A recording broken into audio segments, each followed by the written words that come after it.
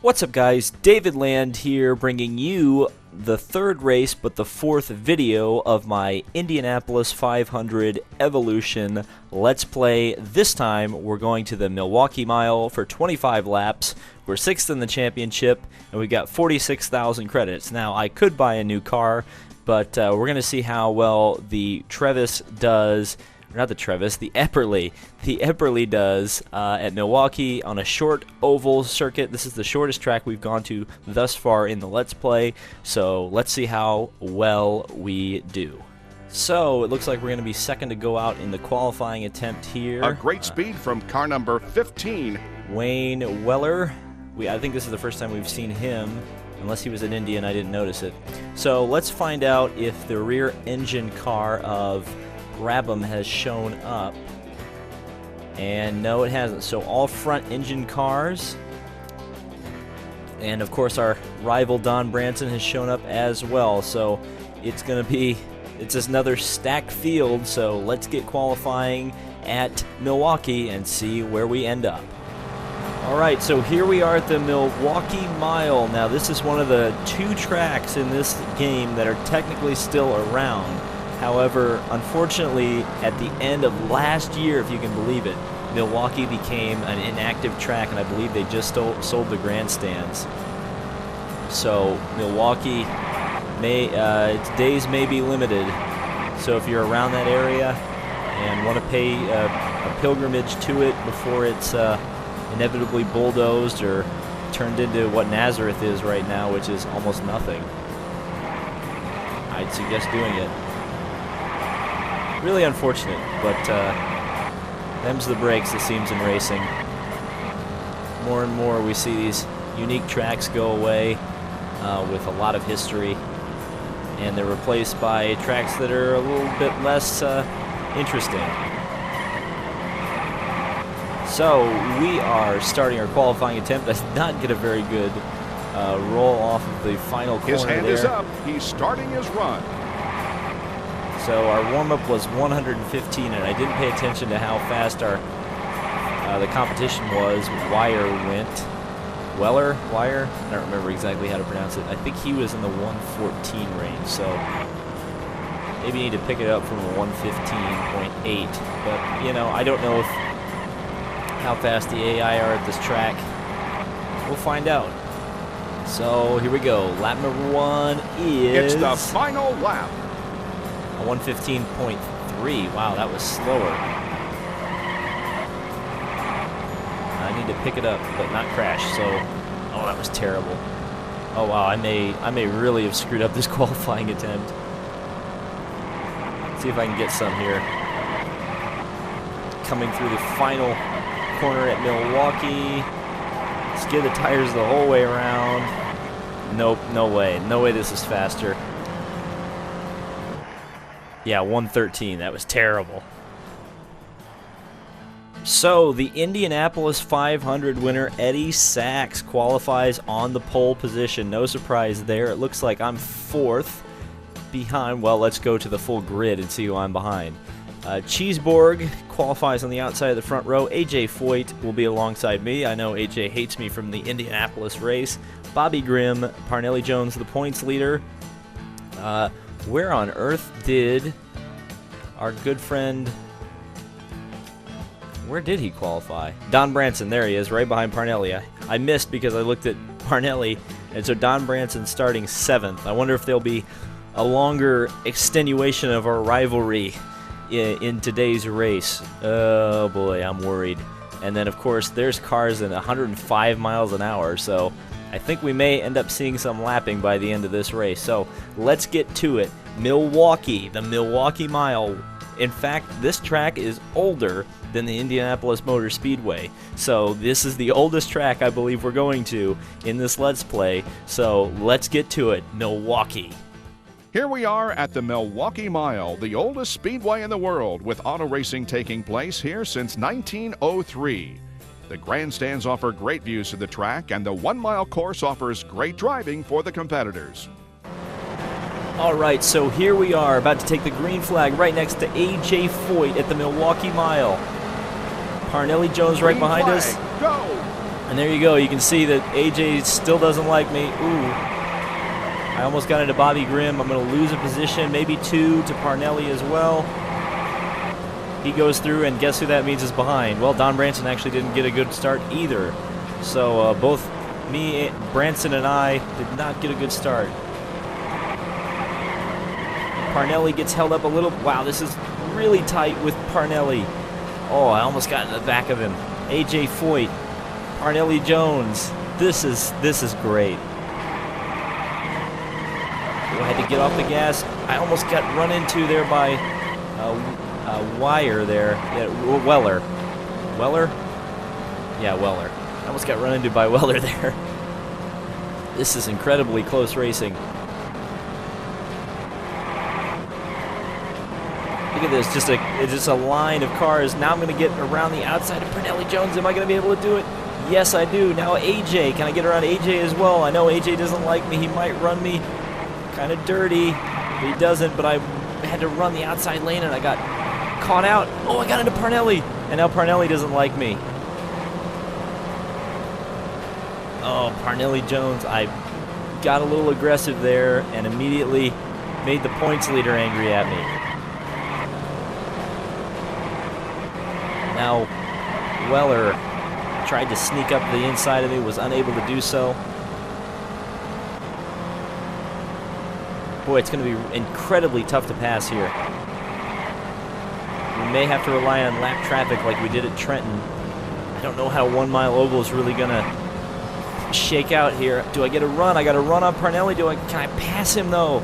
The straightaways are so short at a 1 mile oval. Unable to do it. This isn't like Indianapolis where it was really easy. If you got a good run off the corner to draft down the straightaway, you have to do it on corner exit like I did right there, and I finally got around Parnelli, but I forgot to shift. So I need a really good corner entrance, and I didn't get it. So I'll drive around the outside of Parnelli that time. I believe I've got him this time. I think I've got him this time. Yes, I do. I cleared him. So now let's get back up to AJ Foyt here. Oh, Parnelli gets into the back of me again. And that was him. That was him. That was definitely Parnelli Jones's fault. I believe this is his rookie season as well, Bob Jenkins said in the intro. I'd forgotten about that. So I guess we're technically also racing him for Rookie of the Year, even though I'm not sure if it was awarded back in 1961. But here we go. We got a good run on AJ. He got held up by Bobby Grimm just a little bit. And we're going to get around AJ as well. Or are we? AJ's going to race kind of the way I expected AJ to race. Locking wheels. Oh, he comes down. He tries to hit me again. I'm sure AJ's flipping the bird and saying some very, very not nice things about me right now. Oh, I'm so bad into turn 1. I almost get run over by AJ going into turn 1. Sure, he's none too pleased, and he doesn't appear to be pleased as he almost gets run over by Parnelli Jones. There's Don Branson as well back there, who has moved back up through the field. We're back up to our qualifying position. And there's Bobby Grimm. He's looking very overtakeable. Up into 4th. Couldn't quite do it. Had to back off. Try to get that run out of the corner. That seems to be making where I make all my passes. I could have gotten on the throttle really aggressively there to try to pass Grimm, but I think I'm just going to back off a little bit. Don't need to cause more drivers to hate me, because Lord knows enough of them already do. Being a very brash and upstart rookie in Indianapolis car racing usually doesn't work out too well. I haven't really respected my competitors, at least in this first season. Here we go. Let's see if we can get a run on Grimm here. Get to the inside of Bobby Grimm. Forget the shift. So we'll lift off immediately and let Grimm back through. Let's try to see if we can't get a good run on the outside. Shift up into 4th, but this is my worst corner. Nope, not going to happen that time either. But it might happen now. Nope, I'm sliding wide. I'm worried about clipping the outside wall on that corner, so that's why I lifted there. And Grimm raced me fairly clean there. I was trying to force the issue again, not working out too well. Wow, look at the power I got off of the corner just staying in 4th gear.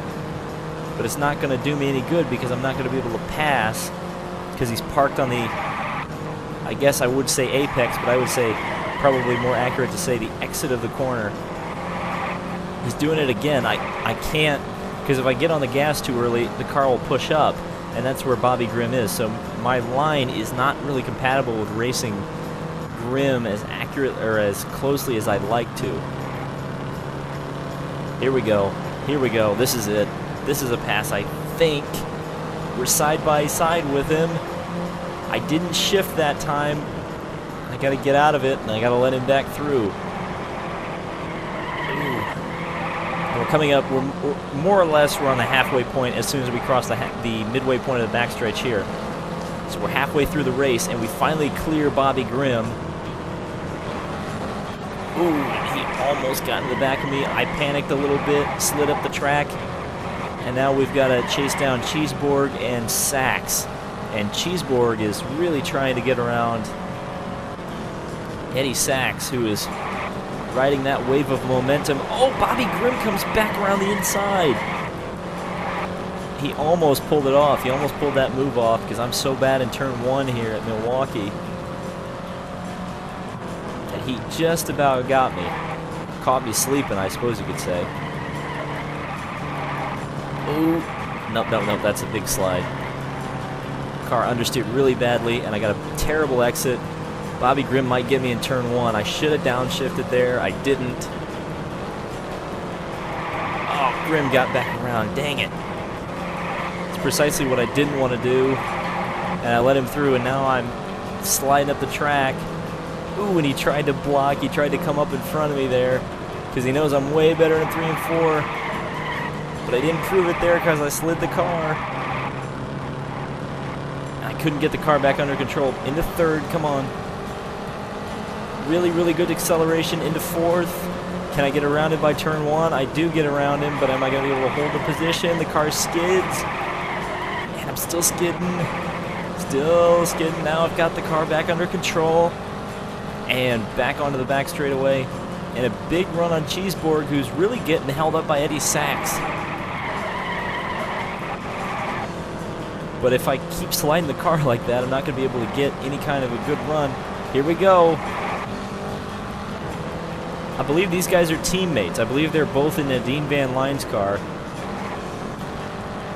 So Dean Van Lines might be the team to be with right now. Ooh, ooh, ooh, ooh, ooh. And I know Cheeseborg does not like me. I think Sachs may be indifferent. Oh, but Sachs kind of cut me off there.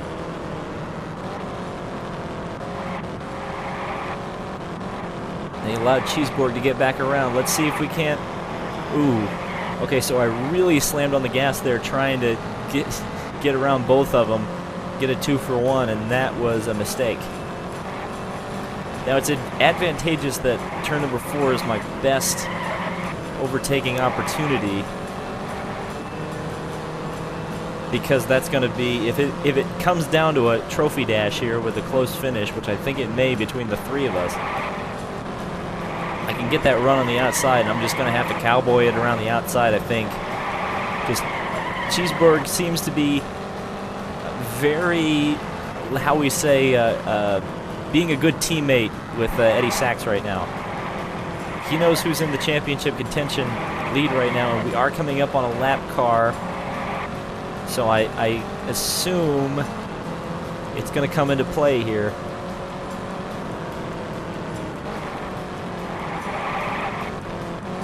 And just like this is a very similar race to Trenton in that respect, I keep getting too over anxious in that corner, thinking I can go around the outside, and then I realize, oh, I'm skidding toward the wall. I really lost some time there to the Dean Van Lines cars. That's exactly what I didn't want to do. We're coming up to lap 20, so more or less 5 laps to go. Here we go. See if I can get this corner exit. Nope.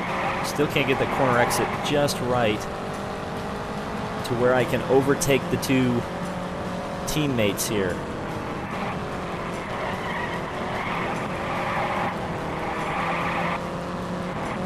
Ooh, he's right on the apron.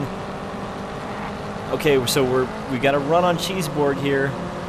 We may be able to get him, but he's holding that low line really well. And I just couldn't. And he goes up to block that outside lane. It was a great move. Aye. Understeering again. Okay, so now I believe now it's 5 laps to go. Really bad entrance there. I shouldn't have been looking at the score table. Grimm almost got underneath me, and now we've got a lapped car to deal with. Which lap car is it? Anglers.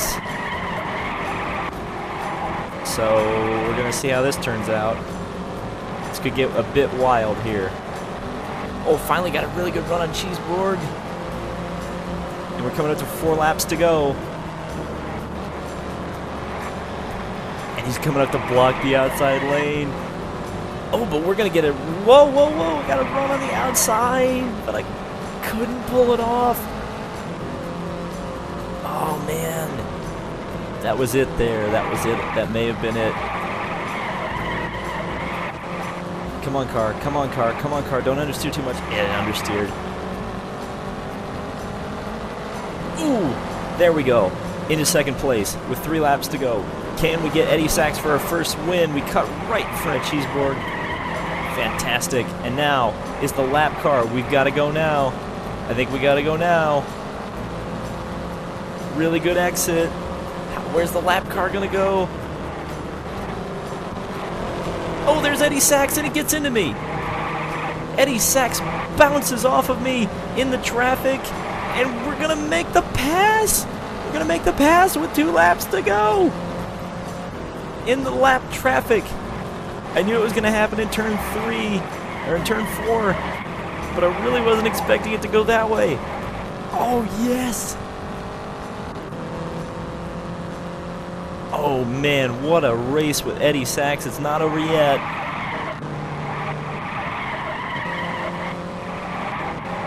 Coming up to the white flag. I'm genuinely getting excited. There's another lap car up there. He shouldn't come into play. It's the final lap. 1 lap to go to claim my first national championship win. Out of turn 2. Putting an incredible amount of time between myself and Eddie Sachs. Into turn number 3. Don't need to downshift this time. We can run conservatively. Off of turn 4. The checkered flag is out. And I'm going to win my first Car race. number 71 takes the checkered flag. In Indy 500 Evolution. Yes! Yes! So, as you can see, I won the race. I'm still liked by Eddie Sachs, despite the fact that we made a little bit of contact. I think he may have realized that I raced him fairly clean there on the last part of the race. So, he likes me again. And then, the leader makes a pit of course, stop. Good old Don Branson there finishing in 6th. Car So number that will help us in the 83 points. makes a pit stop. Car number 12 appears to have engine trouble. It looks like Parnelli finished Car 7th, number so he 31 got 2 points. makes a pit stop. And of course, Anglers Car number is indifferent 12 on me for appears some to reason. have engine trouble. So Car number let's take a look 35 makes at a pit stop. the Car season number points 12 is smoking. after my fantastic win Car number at Milwaukee. 34 makes a pit Ooh, so we end up in the trophy room, huh? It took us to the trophy room first, so let's see. Oh, this is very interesting. So I got a trophy for the 1961 Milwaukee 100. So I didn't know this. So apparently in every race in the game, you can get a trophy for every win you take. That is very, very interesting. So I guess there's another task to do 100% of this game is win every single race. So now let's take a look at the points table. So, after 3 of 6 races halfway through the season, Parnelli Jones still leads the championship over Eddie Sachs, and after my victory at Milwaukee, I am third with 15 points, still 5 behind Parnelli Jones. Man, if I had only gotten that Indy 500 back, I sure would have liked to score it there, because it's going to be an uphill battle to take on Parnelli. Let's see who else has scored since then. Looks like Don Davis, Roger Ward, Al Keller, and Weller. I keep mispronouncing that name. It's such a hard name to pronounce. But anyway, that is the points table for 1961. The next event is at Langhorne. Now, for those of you who are not aware of history and what Langhorne represents, Langhorne is a circular track, like literally a circle. It was originally dirt, and it actually was dirt in 1961, but in this game, it's a pavement oval. Well, a pavement circle, I should say. So, Langhorne is one of the most dangerous and insane racetracks that's ever been built. So, that may be a real championship decider, whoever can do well at Langhorne. So, thank you guys so much for watching. This has been David Land on YouTube. Please subscribe and like the video if you haven't already, and let me know in the comments what you thought of the video, because I always appreciate that. And of course, I'd like to, first of all, at the very end of the video, I did a little tribute at the beginning, but extend my deepest condolences to the family, friends, and fans of Brian Clausen, who was killed in a midget crash a couple days ago. So, very, very unfortunate. I would say Brian Clausen is probably the closest to the drivers that you see in this game, or was the closest thing to the drivers you see in this game. He would drive anything and was an absolute demon on the dirt. So unfortunate, but again, it's always sad when we lose a racer, but racers race on, and we'll keep him in our thoughts and our minds, and we'll keep him in the history books, because he's #1 at a lot of things. So thank you guys so much for watching again, and we'll see you in the next video.